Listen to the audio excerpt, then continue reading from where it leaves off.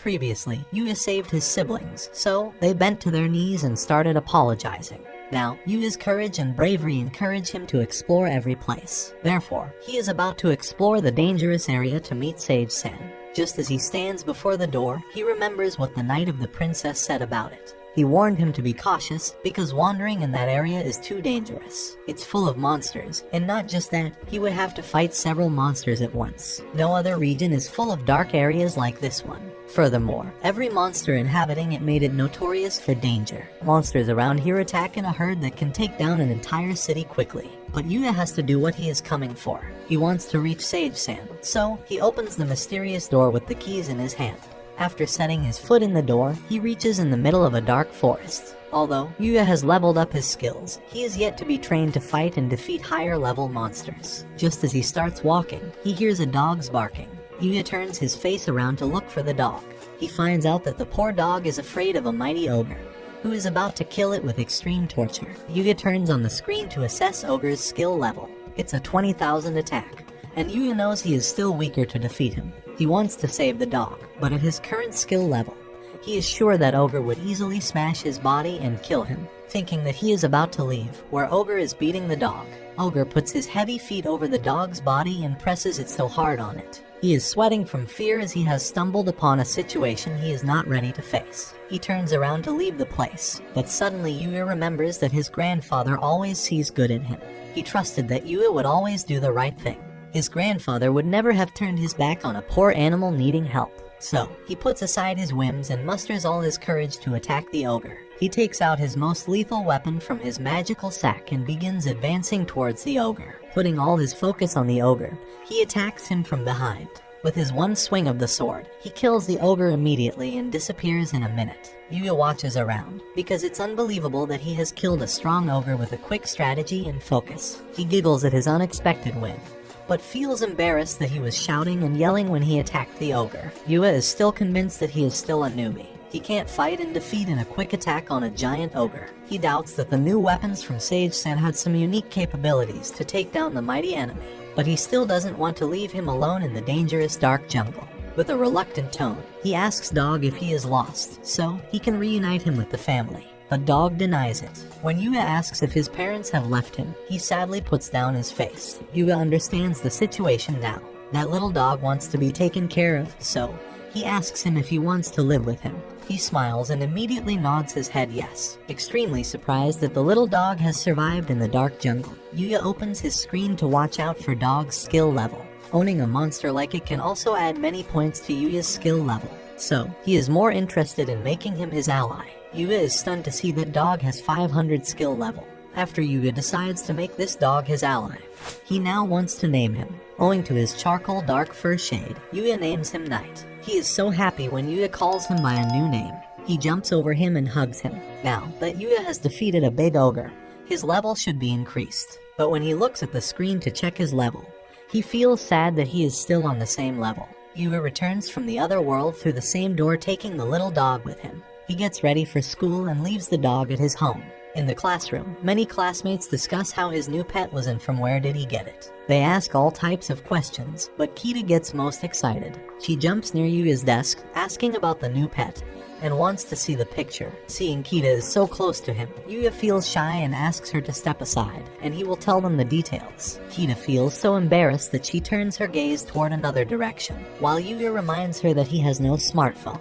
So, it's not possible that he would show them the pet dog's picture. His friends know that Yuya is an unusual person, but they still can't help to ask him why it is difficult to manage everything without a phone. But Yuya tells them he never felt the need to get on for himself until now. He wants to buy a few things for Knight. Therefore, his friends guide him to the address of a pet shop. They also tell him about a pet hospital where he can get complete checkup of his pet. But he wants someone with sufficient pet knowledge to go with him and help him buying food for Knight. All the boys excuse him for not being able to go with him, because they have pre-planned what they are going to do today. Kita knows it's a golden opportunity to spend time with Yuya and raises her hand to accompany him to market. He feels so thankful to her, but Kita giggles as she considers this little trip to a pet shop's her first date with Yuya. He returns home and shouts Knight's name. Knight jumps into his arm.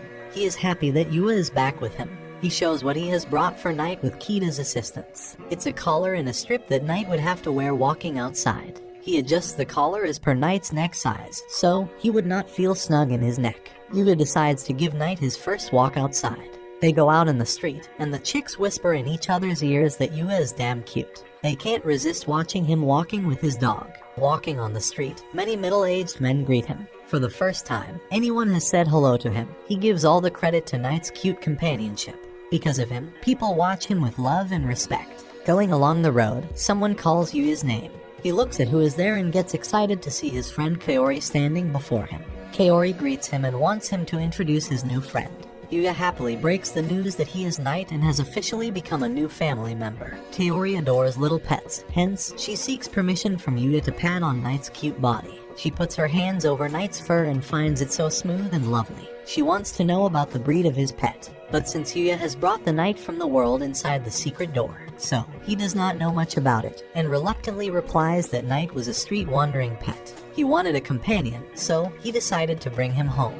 Kaori admires that Knight's behavior is so good for a new pet. She can't believe an ordinary pet can be such a nice one. Standing there, a beautiful and tall girl calls Yuya. She is Miu. Yuya introduces Miu and Kaori to each other and tells Kaori that Miu is a professional model. Everyone walking around them is already in awe of how handsome Yuya is. He was already standing with one pretty girl. Now, a beautiful girl had joined them. Miu feels uneasy with how everyone is looking at them, so she tries to wind up their conversation. She asks him if he would be out walking his dog more so often, so they would be able to see each other more. Yuya promises her that they will keep seeing each other. She says goodbye and leaves instantly, because she didn't like how people started gathering around her. Kaori feels intense jealous watching him and Miu quiet in a friendly conversation with each other. She could not hold herself and asks if Yuya would make Miu his girlfriend.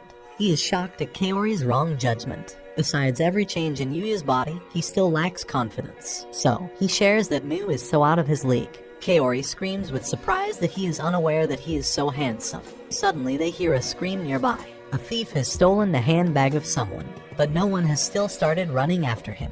The bag owner shouts for help, and Yuya tells Knight to run after the thief. He immediately reaches the old lady sitting on the road, worried about her bag.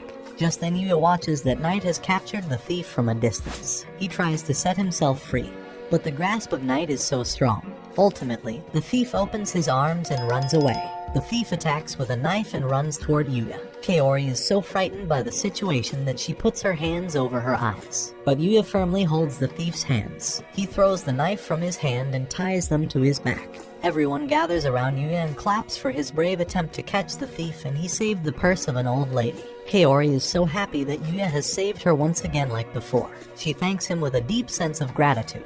Scene changes when Yuya once again travels to the deepest area of the jungle. A lot of monsters and ogres attack him. He successfully blocks their attacks and kills them with his special weapon. Suddenly, a bright eyes ogre comes out of a den and shouts. Knight comes running close to it and jumps over it. He not only fights but also removes a part of the meat from the body of Ogre, making him disappear from the earth like it is never here. Going ahead in the jungle, Yuya comes across a reindeer and reads its stat. To his surprise, this ordinary-looking reindeer has a very high level. His level tells that it will use magic, too, during a fight. They can't go ahead without killing reindeer. So, he loudly calls upon Knight and attacks the reindeer with full force. Knight jumps over the reindeer and grabs its colorful horn. As soon as he grabs them, they start emitting rays. Suddenly, a lot of rays emit from the horns, and the reindeer sits down. Just then Yuya comes with his spear and kills him with it. Reindeer disappear from the jungle like colorful confetti. Then again, he resumes his journey in the dark and dangerous jungle. He comes across several beautiful cubes. When he inspects it with his magical screen, he discovers it can expand into a bath set. He wants to use it and likes its beauty, but the whole area was dangerous, so he packs the bath set again. He takes it along with him to his home. Once he returns home, Yuya opens the bath set again, expands it into a pool, and takes a good bath. He is relaxing in the warm bath with Knight when someone attacks him. He gets dressed at once and asks Knight to get ready. Yuya grabs his sword, but the attacker injures his cheek. Telling stats of the enemy, he encourages Knight to fight with bravery. The opponent has 610 level. Yuya throws his spear and kills the enemy, who disappears momentarily. After that, he expects that his level has increased, but to his dismay, he is still standing at level 240. His stats are slowly increasing. Watching Knight's stats, he understands their stats will increase only slightly after each fight. Afterwards, they keep moving into another world. Walking down an alley, the fire lights up automatically. They reach a strange valley and watch a corpse. Suddenly, Knight shows him a book that looks so ancient. A strange man appears in a room with a big shroud over his head. He wants a monster to do a little task for him. Monster agrees, but it will cost him something. Watch this left video if you have missed part 4, and subscribe to Annie Summary for more anime recaps.